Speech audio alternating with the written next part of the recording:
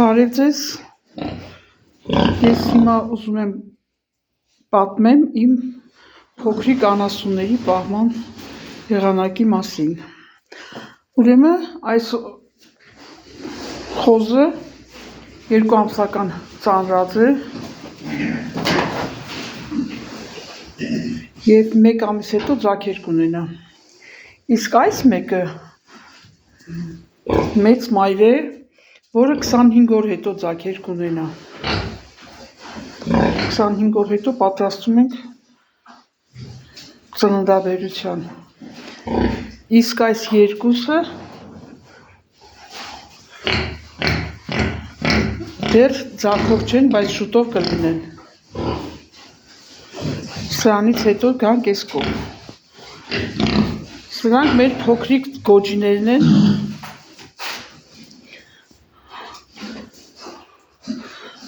Հինգացից տեղա, մնացածը մյուս տեղն է։ Եթե ուզում եք պատմեմ սրանց մասին, թե ծնված օրվանից ինչ են եղել, ինչ դեղեր են սրսկվել։ Ուրեմն խոզերի ծնված օրվանից 3-րդ օրը, ծնվելուց հետո 3-րդ օրը նրանք ստացել են երկաթ։ Այս երկաթը Ֆերար անունով 3-րդ և 10-րդ օրը պարտադիր երկաթ են ստանում, որպեսզի կարողանան շարունակեն իրենց ապրելը։ Նրանից հետո խոզերը հաճախակի լուծ են ընկնում տարբեր պատճառներով, մինչև 2 ամսական անընդհատ լուծ են ընկնում։ Մենք պետք է սրսկենք նայած քաշի խոզերին տիլան։ Եթե փոքր են, մինչև 40-ի մեջ կես գրամ, եթե արդեն 2 ամսական են 1 գրամ, 2 ամսականից հետո գրամ ու կես։ Հա, հիշեմ ասեմ, որ անպայման 10 օրը մեկ խոզին ինտրովիտ ենք սրսկում։ Ինտրովիտը վիտամին է։ Վիտամիններ սրսկում ենք նայած քաշի, ամեն 10 կիլոյին 1 գրամ, ասենք 20 կիլոյա 2 գրամ, 50 կիլոյա 5 գրամ։ Էլ ինչ կարամ ասեմ խոզերի մասին, խոզերը շատ նուրբ կենդանիներ են և շատ շուտ ծածկում են։ Սպասեք գամ այս մայրին։ Այս մայրը խոզերի ծննդաբերությունը տևում է 114, 115, 118 օր, նայած որը երբ։ Օրինակ այս մայրը առաջի անգամ որ ծնեց, 130 օրեր չէր ծնում, որովհետև սատկած գոջիներ կար իր մեջ։ Դրանից հետո երկրորդ ծննդաբերությունը նորմալ անցավ, հիմա 3-րդին ենք սպասում, 3-րդ ծննդաբերությանն ենք սպասում։ Ծննդաբերելու ժամանակ սրսկում ենք աստրոֆան,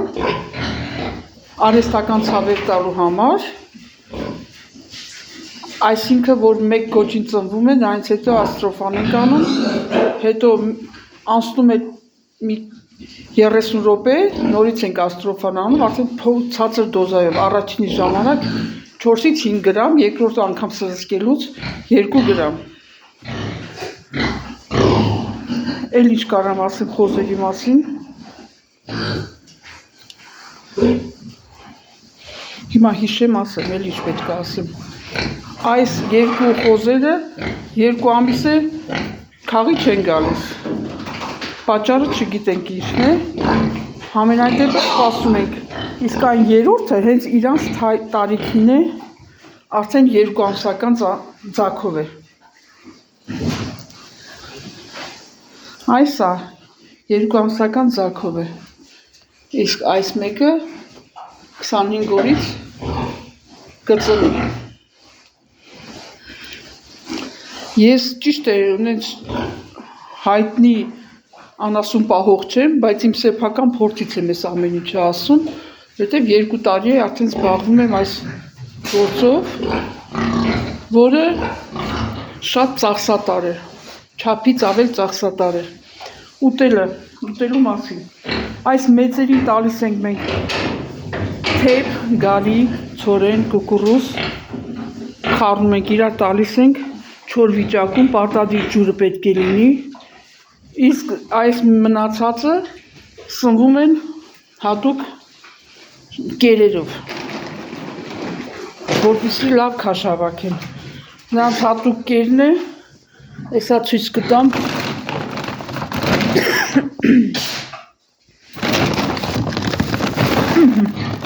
Ցույց տամ։ Որը արժի մեր շոկը 6500 դրամ եւ այս ամիս մենք արդեն 400,000 դրամի կեր են կերել մեկ ամսում։ Ես ասում եմ, շատ ծախսատար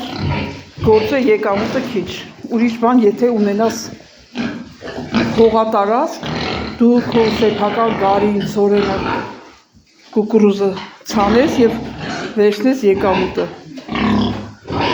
Բայց որ գնովի ամեն ինչ արդեն շատ դժվար է։ Ինչ նոր եք կերը, ինչ եք ուզում։ Գնացեք։ Հա, մաշը։ Այն ինչ է մաշ։ Հա, լայ տենամ, մաշը, հա, մաշ։ Այսինչ, դե գնացեք, գնա, տեսնենք ես անգամ որ չես ծնում, 25 օր է մնա, ուտում զակուկների լույս աշխար գալուն, շատ խելոք մայր է, հոգատար, ինքը իրար, հա, մաշ, այն ինչ է,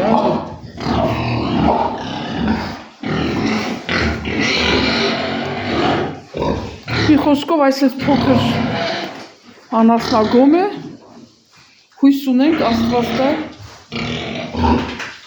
մեծացնենք, շատացնենք,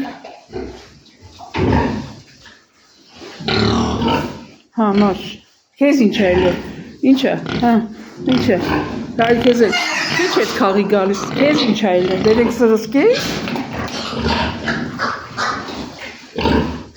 լավ գնանք փոքր ձակուկներիս մոտ և անջատենք, չնայած փոքր չեն, արդեն 3 ամսական են, որ նոր ձակուկներ ունենանք, այդ օրը կնկարեմ, ամբողջ այդ ծննդաբերության ընթացքը ցույց կտամ, սրսկումներով, ամեն ինչով, այն ինչը, հա, մեկ էլ մոռացա ասեմ, որ ծնվելուց մի 10 օր հետո, անպայման ժանիքները կտրում ենք, որ ժանիք չունենան, որպեսզի կարենան կաթուտեն, իրանց մորը չցավացնեն, ցավ չպարգևեն, մեկ էլ ինչ ենք անում, պոչերն էլ անպայման կտրում ենք, որպեսզի իրանք մեկը մյուսի պոչ չկրծի, այդ ժամանակ լինում է արյունահոսություն և անկում եք ունենում խոզի, եթե ուշադիր չելնենք, արյունահոսությունից հետո իրանց տաքությունը մի անգամից 40-ից իջնում է և խոզերը տաք են լինում փաստորեն, 40-ից բարձր պետք է լինի, 40-ից իջնում է արյունահոսության դեպքում և սատկում են, օրինակ անցած տարի այդպիսի մի դեպք պատահեց, միջև եկա, տեսնեմ խոզի պոչը մյուս խոզը կերել է և անմիջապես սատկեց, այնքան նուրբ են, որ չես հասցնում որևէ օգնություն ցույց տաս, դրա համար պոչերը պարտադիր պետք է կտրվի, ժանիքները, պոչը, մեկ էլ ворցերին անպայման օպերացիա են անում, հատուկ մասնագետ կա, կանչում են, կրտում են անպայման, որպեսզի իրանք լավ քաշ հավաքեն և իրենց մսից հոտ չգա, դա վերաբերում է միայն ворցերին, մի խոսքով այսքանը, շուտով գարուն կբացվի, ես ձեզ ցույց կտամ իմ ջերմոցները, իմ մշակման եղանակները, թե որ բույսին ինչ ենք անում, շատ տանջվելու, որ բույսին ենք հասցնում մինչև իր բերքին, հիմա բնությունը այնպես է, որ ոչ մի բան առանց սրսկումով չի լինում, եթե սրսկում չլինի, թեկուզ ջերմոցում բույսը 10 օր չի մնա, պատկերացնում եք ինչքան շատ սրսկում է ըլնում բույսերին, հիմնականում կոնկրետ մեր ջերմոցներում տիզ ու տրիպս է, այդ երկու հիվանդությունն է ահավոր, որ 10 օր մեկ տիզ ու տրիպս ենք սրսկում, որպեսզի Բույսը աճի, չլվի, ճոտվի։ Իսկ հիմա ձմեռ է, եթե հետարքիր է, ես դուրս գամ ու ցույց տամ մեր ջերմոցների կանաչիները։ Կանաչիները սառել են, բայց եղանակը տաքանալու պես նրանք հետ կգան նորից։ Մի րոպե դուրս գամ։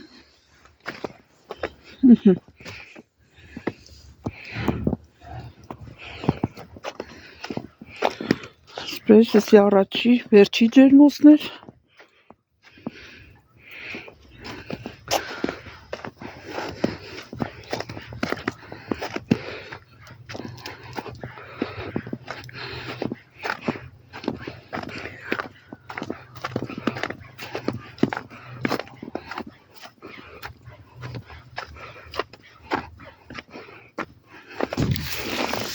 Այստեղ էլ մի հատ կա նորից կանաչի եւ այս մի ջերմոցը։ Հիմա նայեք, համեմները լրիվ սառել էին առավոտը։ Հիմա եղանակը փոքր-ինչ տաքացավ, նրանք արդեն ուշքի եկան։ Համենայն դեպս ցուրտը չի տանում կանաչին։ Ցուրտը տանում է, նորից հետ է գալիս տաքության հետ։ Շատ շուտով, երևի մի 10 օր հետո, մենք արդեն վարունգ պամիդոր կդնենք հողը։ Այդ ժամանակ ես կնկարեմ, քանի սի վրա ենք դնում, քանի սանտիմետրի վրա ենք դնում, ինչով ենք կապում, ինչ ենք սրսկում, շատ դժվար աշխատանք է, այն որ գյուղացին ապրանքը, չնայած գյուղացին ապրանքը թանկ չի ծախում, վերավաճառողներն են ապրանքը շատ թանկ ծախում, վաճառում, գյուղացու ձեռքից տանում են, այսքան տանջանքից հետո, իրանք մեկին 4 ծախում են, 50 դրամով համեմատ օրինակ տանում են 200-250 դրամ են ծախում, իսկ այդ 50 դրամը սկի չի մտնում ինքնարժեքի մեջ, այդքան սերմին փող, ջրին փող, պարարտանյութին, ցելոֆոնին, էլ մի խոսքով էլ չասեմ ինչին, ճանապարհածախս շուկայի փող, վերջում 50 դրամ, պատկերացնում եք ինչ է կատարում գյուղացու հետ, իսկ շահում է այն գյուղացին, ով որ ունի գազաֆիկացման հնարավորություն եւ անխնա գազ է օգտագործում մի քիչ թանկ վաճառելու դեպքում մի 2 շուկայի դեպքում այդ գումարը գազի հանում է նրանից հետո արդեն իր բախտը կբերի թե ինչ կշահի ինչ կտուժի են էլ ինքը գիտի չհաշված հիմիկվա քամիները որ փոթորիկները բռնում են ջերմոցները պոկում տանում խեղճ գյուղացի դեարի նորից վերականգնի Մի խոսքով այսքանը մառոլներս ցուրտը տարել է, բայց հույս ունեմ, որ հետ կվերականգնվի։ Էս էլ սենց, հիմա գնանք հաջորդ ջերմոցը։ Չնայած նույնն է, հաջորդն էլ է նույնը։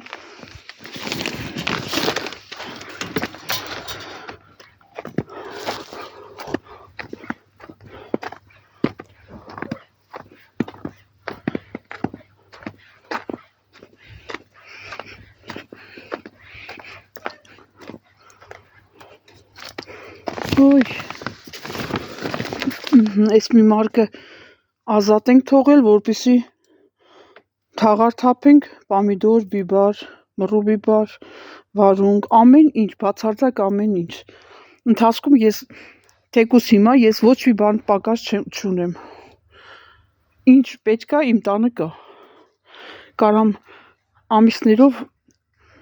առևտուր չանեմ եւ ապրեմ, որովհետեւ ժամանակին բոլոր զակատներն արել ենք։ Տեսեք, որ մառոլը ցուրտը տարել էր, այնա նորից հետ է գալիս։ Քիչ-քիչ վերականգնվում է։ Էլ ինչ պատմեմ գյուղի մասին։ Մեր տանջանքի մասին էլ ինչ պատմեմ։ Մենակ 200,000 գումար տվել ենք ցելոֆոն ենք քաշել ջերմոցի վրա գարանտիայով, որ 5 տարի պետք է չճղվի, լտեսնենք ճիշտ է թե չէ։ Մի սեզոնի համար, բայց տեսնենք քանի տարի կքաշի։ Ես էլ սենց էլ ինչ պատմեմ, էլ բան չունեմ պատմելու, գնամ խոզուկներիս մոտ, տեղերը մնաց այնտեղ, Եթե պետք կնի ուրիշ դեղերի մասին հարցեր գրեք, ես կպատասխանեմ։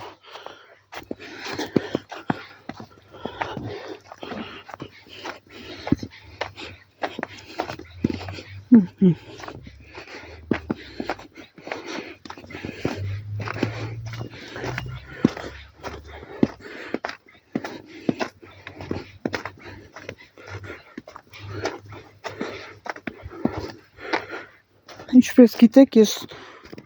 շատերը գիտեն, ես ժամանակում ապրել եմ Դոմիկում, հետո Դոմիկը վառվելուց հետո մենք մեկ սենյակ տուն ենք կառուցել, նրանից հետո շատացրել ենք և հիմա փառք Աստծո ոչ մի բանի կարիք չունեմ իմ աշխատասիրության ամուսնուս տղայիս, կոնկրետ տղայիս աշխատասիրության աշխատասեր լինելու պատճառով։ Սա իմ նորից խոզուկներն են, օրը 2 անգամ եմ կերակրում,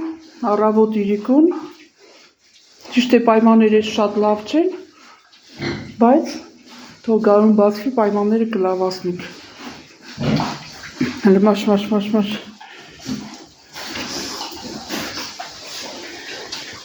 Արտենամ, հա, ձեն չեք հանում, սոված չեք, մի խոսքով իրանց քնելու ժամն է։ Ես անջատեմ, թող իրանք քնեն, հանգստանան, որ իրիկունը նորից իրանց գերի ժամը կգա, դուք տեսեք ինչ ձեն է դուրս գալիս այս փոքր անասնագոմից։ Հա, մաշ, ջուր ունեք, ջուր, հա, հələ տեսնեմ, այդենեմ, մաշ, ամենաշատը սիրվում այս մայրին, որովհետև ինքը շատ խելոք մայր է և 3-րդ անգամ պատրաստվում է ձագեր ունենալ։ Էն ինչը, մաշ, շուտով կտեղափոխեմ իրան մեկ այլ կողմ ստեղից, որ ինքը իր բունը սարքի, 10 օր առաջ կտեղափոխեմ, որ 10 օր մնա ծննդաբերությանը, ինքը իր բունը սարքի ու պատրաստվի ծննդաբերության արդեն ձագեր ունենալուն։ Մաշ ջան, էն ինչը։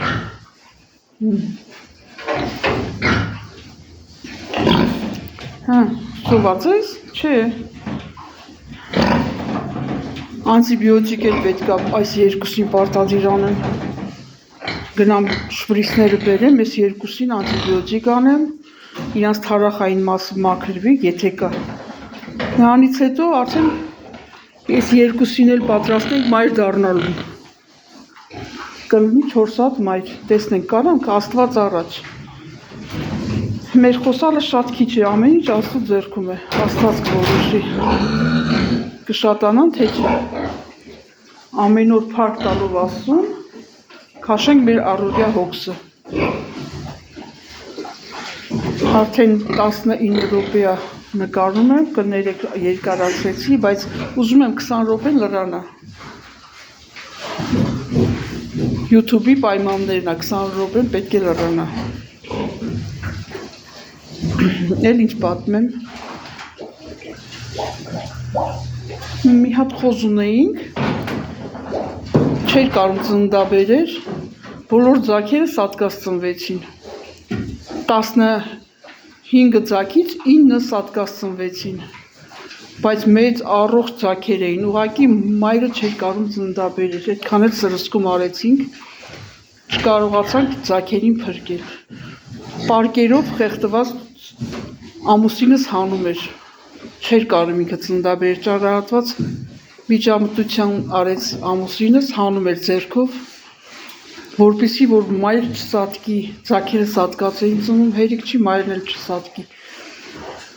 Այդքան դժվարություններ կա, ոչ մի բան հեշտ չի, խոզը նման է մարդուն, կնոջ պես դժվար է ծննդաբերում, ինչպես կինը կծննդաբերի, նույն սրսկումները, նույն դժվարությունը։